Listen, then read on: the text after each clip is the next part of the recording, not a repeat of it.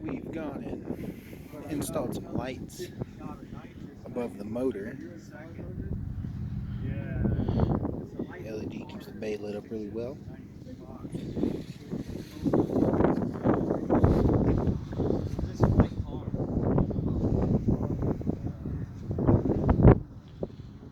Too much things, just quick flip over with it.